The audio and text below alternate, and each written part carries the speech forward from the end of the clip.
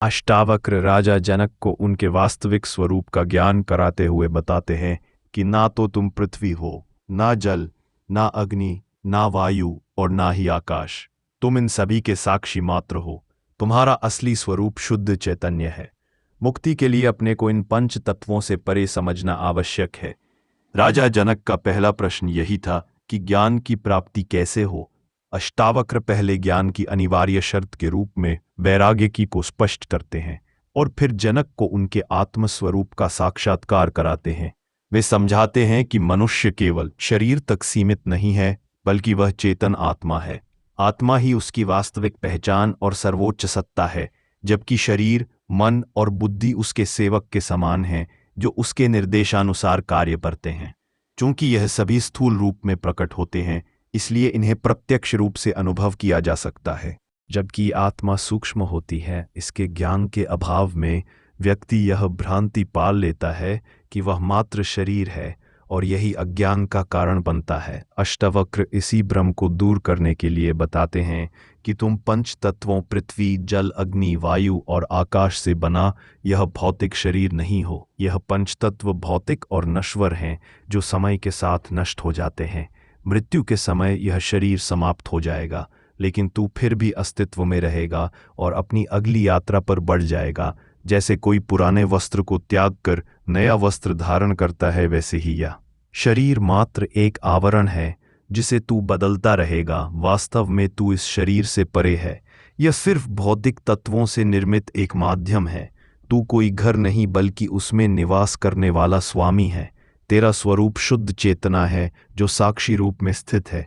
यही चैतन्य संपूर्ण भौतिक जगत का आधार है और तू स्वयं वही चैतन्य है। अनेक जन्मों के अभ्यास से तुझमें यह भ्रांति गहरी हो गई है कि तू केवल ये भौतिक शरीर है, लेकिन इस भ्रम को दूर कर स्वयं को साक्षी चैतन्य स्वरूप के रूप में जानना ही सच्चा ज्ञान है।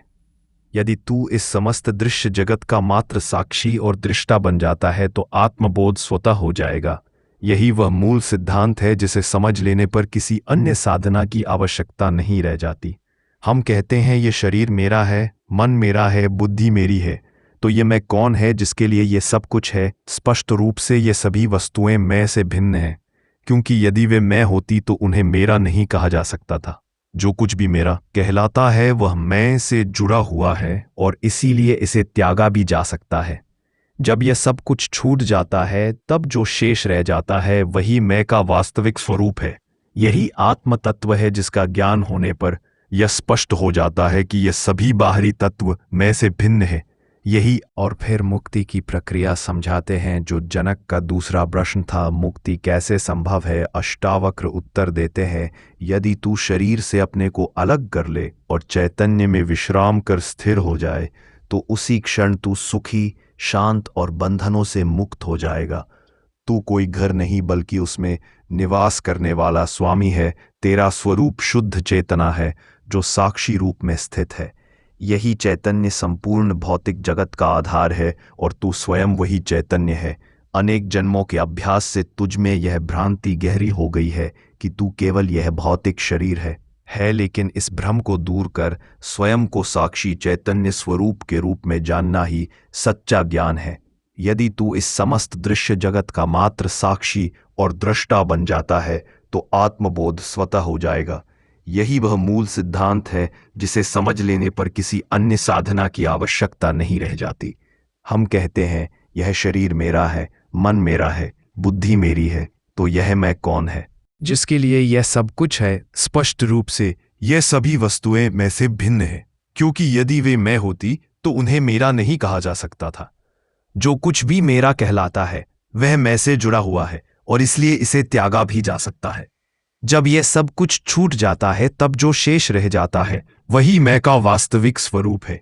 यही आत्म तत्व है जिसका ज्ञान होने पर यह स्पष्ट हो जाता है कि यह सभी बाहरी तत्व मैं से भिन्न। यही आत्मज्ञान की अनुभूति है। अष्टावक्र राजा जनक को आत्मबोध कराते हैं और फिर मुक्ति की प्रक्रिया समझाते हैं, जो जनक का दूसरा प्रश्न था, मुक्ति कैसे संभव है।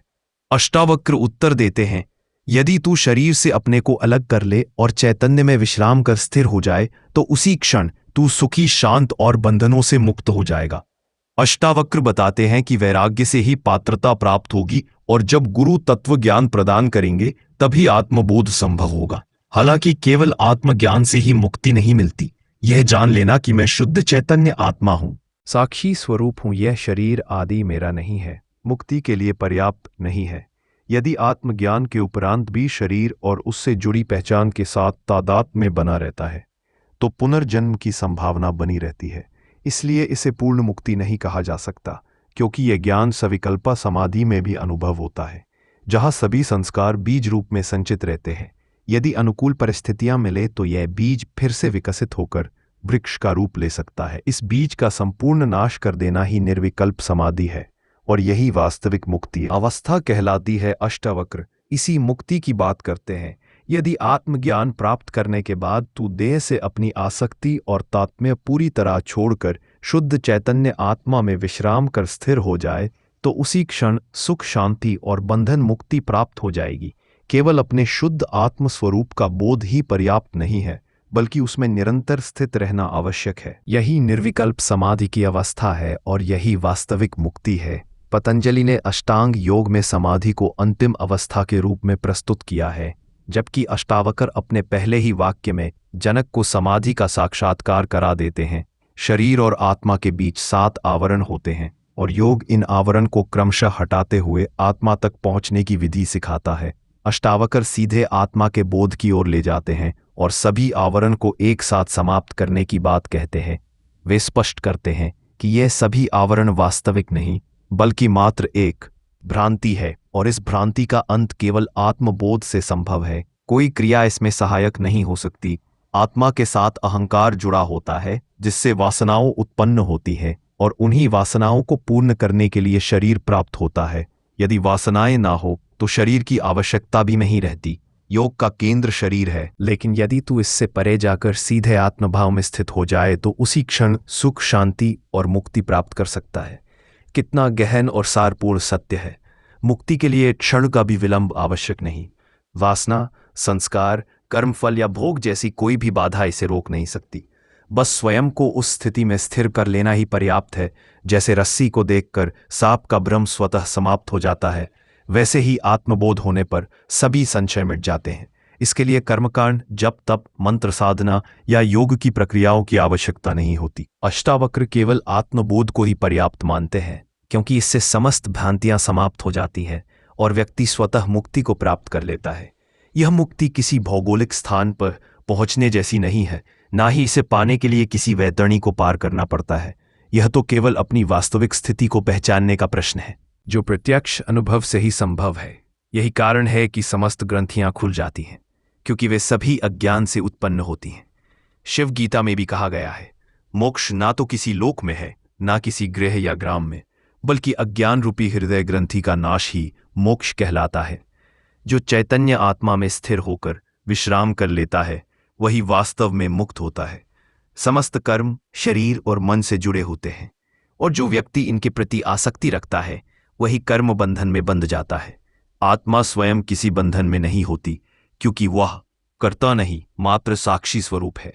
दृष्टा कभी भी कर्म बंधन में नहीं बनता, क्योंकि भोग, कर्म, अहंकार, लोभ आदि सभी केवल शरीर और मन के धर्म हैं, आत्मा के नहीं। जो व्यक्ति स्वयं को शुद्ध आत्मा समझकर शरीर से अपना संबंध समाप्त कर लेता है, वह सच्चे अर्थों में मुक्त हो जाता है। यही अष्टावक्र का परम उपदेश है। न त्वम विप्र न वनिक न शमी न गोचर, असंगो हम मन है। ना किसी वर्ण का, ना किसी आश्रम का, पर ना ही इंद्रियों के विषयों से संबंधित है। यह सत्य जानकर आनंदित हो जा। अष्टावक्र ने केवल 3 सूत्रों में राजा जनक के तीनों प्रश्न, ज्ञान, मुक्ति और वैराग्य का स्पष्टीकरण देते हुए मुक्ति का मार्ग दिखा दिया। अब वे इसकी ओर व्याख्या करते हैं, जिससे जनक को यह तत्वबोध पूर्ण रूप से हृदयम हो जाए। अष्टावक्र कहते हैं, तू शरीर नहीं बल्कि चैतन्य स्वरूप आत्मा है, जो साक्षी मात्र है। आत्मा का कोई वर्ण नहीं होता, ना ही यह ब्राह्मण, क्षत्रिय, वैश्य या शूद्र के अंतर्गत आती है। यह तो शुद्ध चेतना है, जो सभी जीवों में समान रूप से व्याप्त है। आत्मा ना किसी जाति से बंधी है, ना किसी आश्रम से। यह ना तो हिंदू है, ना मुस्लिम, ना किसी अन्य धर्म से संबंधित। आश्रम, ब्रह्मचर्य, गृहस्थ, वानप्रस्थ और संन्यास भी आत्मा के नहीं है। आत्मा ना करता है ना भोगता ही भोग्य। यह इन सब से परे असंग, निराकार और केवल विश्व का साक्षी मात्र है। एक निष्प्रह दृष्टा अष्टावक्र जनक से कहते हैं, तू वही शुद्ध आत्मा है। इस सत्य को जानकर आनंदित हो जा। वर्ण, आश्रम और इंद्रियों के विषय आत्मा के धर्म नहीं है, इसलिए ये तुझसे संबंधित नहीं हो सकते। इन वर्णन और आश्रम के नियमों को मानने का विधान केवल अज्ञानी के लिए है, ताकि वे आत्मविकास की प्रक्रिया से गुजरते हुए आत्मज्ञान को प्राप्त कर सके और सही मार्ग पर आगे बढ़ सके। अष्टावक्र जनक को आत्मा के वास्तविक स्वरूप का बोध कराते हुए कहते हैं, इसे जानकर अभी और इसी क्षण आनंदित हो जा, क्योंकि आत्म साक्षात्कार में कोई विलंब नहीं होता। यह तो प्रत्यक्ष और तात्कालिक धर्म है जिसमें किसी प्रकार की प्रतीक्षा नहीं है। यह कोई उधार व्यवस्था नहीं कि आज किए गए कर्मों का फल अगले जन्म में मिलेगा। कुछ मत कहते हैं कि यह कलयुग या पंचम काल है जहां मुक्ति संभव ही नहीं। कुछ ये मानते हैं कि यदि आज से प्रयास शुरू किया जाए तो 7 जन्मों के बाद मुक्ति प्राप्त होगी।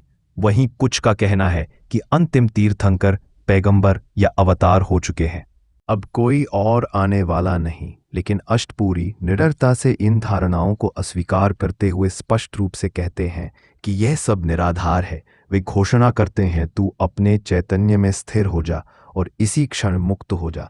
इतनी निर्भीक और सीधी घोषणा कोई भी महापुरुष, अवतार या गुरु सहजता से नहीं कर पाते। यह एक अद्वितीय और विलक्षण उद्घोषणा है। जैसे ही आध्यात्मिक ज्ञान का दीप प्रज्वलित होता है, ठीक उसी क्षण अंधकार स्वतः ही लुप्त हो जाता है। उसी प्रकार आत्मज्ञान का प्रकाश फैलते ही अज्ञान रूपी अंधकार क्षण भर में समाप्त हो जाता है। सारी भ्रांतियां मिट जाती हैं और केवल बोध ही पर्याप्त हो जाता है। अष्टावक्र मुनि आगे कहते हैं, धर्म और अधर्म, सुख और दुख केवल मन के स्तर पर है।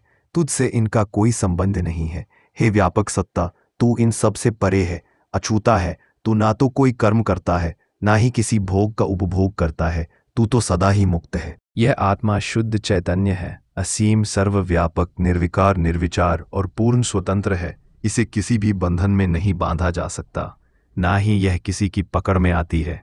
शरीर और मन सीमित है, पर आत्मा किसी एक शरीर या मन से जुड़ी हुई नहीं होती। वह अनंत और अखंड है। यह सभी भेदभाव केवल शारीरिक और मानसिक स्तर पर मौजूद है। आत्मा में किसी प्रकार की भिन्नता नहीं होती। यही कारण है कि अष्टावक्र राजा जनक को विभो और व्यापक कहकर संबोधित करते हैं और समझाते हैं कि तू यह शरीर नहीं है, बल्कि असीम, व्यापक और स्वतंत्र आत्मा है। मुक्ति तो तेरा स्वभाव और वास्तविक स्वरूप है। आत्मा सदा से मुक्त, अचल और निर्लेप है। निर्लेप का अर्थ है जहां कोई राग द्वेष ना हो, जो किसी भी चीज से प्रभावित ना हो। आत्मा में ना तो कोई आसक्ति है, ना ही कोई दवे। यही तेरा वास्तविक स्वरूप है, किंतु तू स्वयं को शरीर, मन और बुद्धि मान बैठा है, जबकि वास्तव में तू केवल शुद्ध चैतन्य आत्मा है। इसे कहीं से प्राप्त नहीं करना, क्योंकि यह तो सदा से उपलब्ध ही है। बस जागकर इसे देख लेना भर पर्याप्त है। यदि कोई सजग होकर इसे ठीक से सुन ले तो वही क्षण परिवर्तनकारी हो जाता है। जन्मों से जमी विस्मृति टूट जाती है और आत्मस्वरूप का स्मरण स्वतः लौट आता है। जो इसे खोजता है वह भटक जाता है, क्योंकि परमात्मा खोजने से नहीं मिलता, बल्कि जब खोज को त्याग कर, संसार से उदासीन होकर, वैराग्य के साथ विश्राम में स्थित हो जाता है, तभी इसे पा सकता है। आत्मा सर्वव्यापक और एक ही है, परंतु शरीर की भिन्नता के कारण अज्ञानी को आत्मा भी भिन्न भिन्न प्रतीत होती है। यही कारण है कि लोग इसे मेरी आत्मा, उसकी आत्मा या अनेक आत्माएं कहकर भ्रमित हो जाते हैं। अष्टावक्र अज्ञानी से कहते हैं कि अहंकार के कारण ही तू स्वयं को कर्ता और भोक्ता मान बैठा है, जबकि यह अहंकार भी मात्र एक भ्रांति है, एक असत्य धारणा जो वास्तविकता से परे है। तेरा असली स्वरूप शुद्ध चैतन्य आत्मा है, जो ना कुछ करती है, ना कुछ भोगी है और ना ही किसी को भोग का विषय बनाती है। स्वयं को पता और भोक्ता मान लेने के कारण ही तू सुख दुख का अनुभव करता है और धर्म अधर्म की बातों में उलझा रहता है, परंतु वास्तव में यह सब केवल मन के विचार हैं। अहंकार के कारण ही तू आत्मा से भिन्न महसूस कर रहा है। यदि इसे त्याग दे तो तू स्वभाव से ही सदा मुक्त है। जैसे ही अहंकार और मन का विलय होगा, तू कता और भोक्तापन से सदा के लिए मुक्त हो जाएगा और साथ ही धर्म अधर्म, सुख दुख के बंधनों से भी छुटकारा पा लेगा। जब अहंकार समाप्त हो जाएगा, तब तेरे समस्त पाप, कष्ट, शंकाएं और दुख स्वतः नष्ट हो जाएंगे।